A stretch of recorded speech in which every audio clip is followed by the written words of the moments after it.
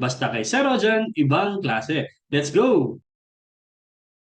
Okay, welcome ulit sa ating klase. Sa video na to, pag-uusapan natin ang Article 1246.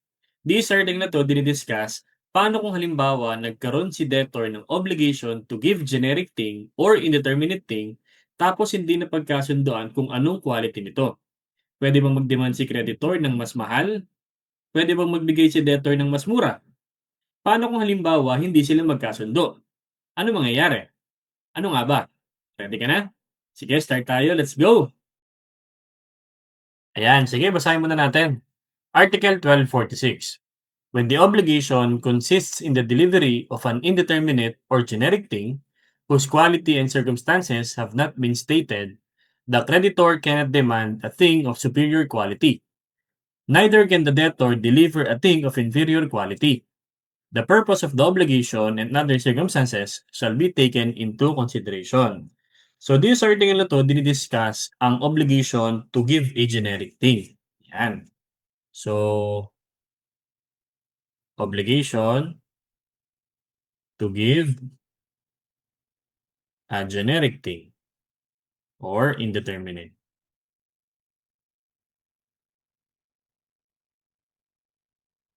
Yan. So, na-discuss na natin tong definition ng generic or indeterminate thing. Pero para in case na baka nalimutan mo na, ang ibig sabihin ng generic thing, basically ay may katulad siya, no? Hindi siya nag-iisa sa mundo, replaceable siya, ayan. Pwede mo pa siyang palitan kung sakaling mawala siya. So, hindi nawawala yung obligation kahit na mawala yung generic thing. So ngayon, ano nga bang obligation to give a generic thing? Sinasabi kasi dito na if in case hindi na pagkasunduan kung anong quality at circumstances, hindi pwede mag-demand si creditor ng mas mahal, hindi rin naman pwede magbigay si debtor ng mas mura. Okay? So dahil merong lack of precision, okay, in case quality and circumstances have not been stated, circumstances have not been stated. Okay? Kung sakaling hindi na pag-usapan kung anong quality or circumstance, ibig sabihin niyan lack of precision, lack of precise declaration, okay, hindi malinaw, okay? Ang ia-apply natin is the principle of equity. Okay? Yan.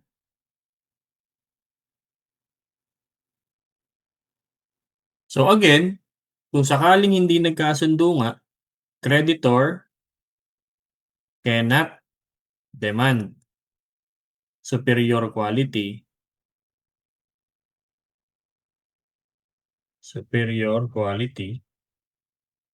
or kaya naman si debtor cannot give inferior quality. Yan. Titingnan mo daw yung purpose. Okay? Consider the purpose and circumstance. Yan. Bakit ba nakipagkasundo si debtor or si creditor kay debtor or kay creditor? Tingnan mo kung para saan. Okay? Ayan. Halimbawa, si A nangako magbibigay ng isang kabayo. So, yung kabayo is generic thing. Ngayon, si B, hindi siya pwede mag-demand ng kabayong pangkarera kasi hindi naman yun ang napagkasunduan. Hindi rin naman pwede magbigay si debtor ng kabayong may sakit kasi hindi naman maganda yon. Pero kung halimbawa, si creditor ay nangangarera ng kabayo at nangako itong isa na magbibigay ng kabayo, ibig sabihin ang nire-refer doon ay pangkarerang kabayo dapat. Kasi titingnan mo kung para saan. What's the purpose kung bakit nagkaroon ng obligation or nakipagkasundo si creditor kay debtor. Okay? Ayan. Another example, halimbawa si A nangako magbibigay ng 2000 model na sasakyan. Hindi sinabi kung anong brand. Basta 2000 model.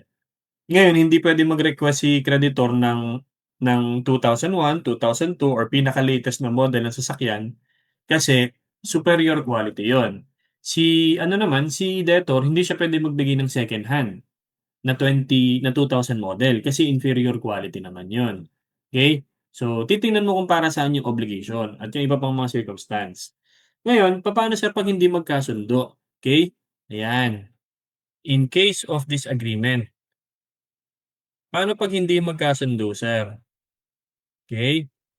In case of disagreement, ang magde-decide na or papasok na diyan si court. Court steps in, 'yan. Manghihimasok na si court at ide-declare niya, siya magde-declare and declares whether, okay, the contract has been complied with,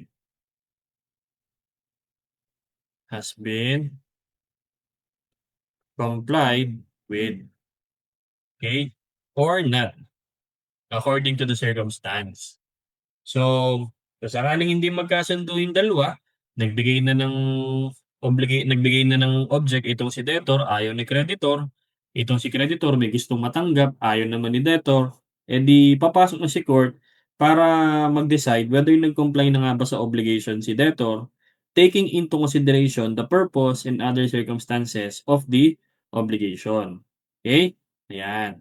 Tapos si creditor tsaka si debtor puwede nilang i-waive yung kanilang benefit sa article na 'to, 'yan. So yun, dito natatapos yung Article 1246, simple lang naman siya, tungkol siya sa obligation to give a generic or indeterminate thing, tapos hindi nagkasundo kung anong quality ng generic thing na yun. If that is the case, we are looking at a, lack of precise declaration, kung saan principle of equity, is given by this article. Kung saan it applies justice in case meron niyang lack of precise declaration sa isang obligation. 'Pag ganito nangyari, si creditor hindi siya puwedeng manghingi or mag-demand ng mas mataas na quality o kaya naman si debtor bawal magbigay ng mas mababang quality. Titingnan dapat natin dito yung purpose at saka yung circumstance ng obligation. Tapos kung hindi talaga magkasundo sila, papasok na si court para mangialam, kung yung contract ba ay nag-comply na sa obligation or hindi pa din, depende nga dun sa purpose at saka sa circumstance. Okay. So, I hope meron akong nadagdag na bagong learning na magagamit ninyo sa inyong mga klase. Kung medyo may part kang di maintindihan, ulitin yung lecture natin, I'm sure makukuha mo rin yan. And pa-like na rin, pa-share, tapos pa-subscribe para marami pa tayong matulungan. And like ko sinasabi sa inyo, mag-aral kayo mabuti, mag-ingat palagi, at laging tatandaan, ibang klase ka. Bye-bye!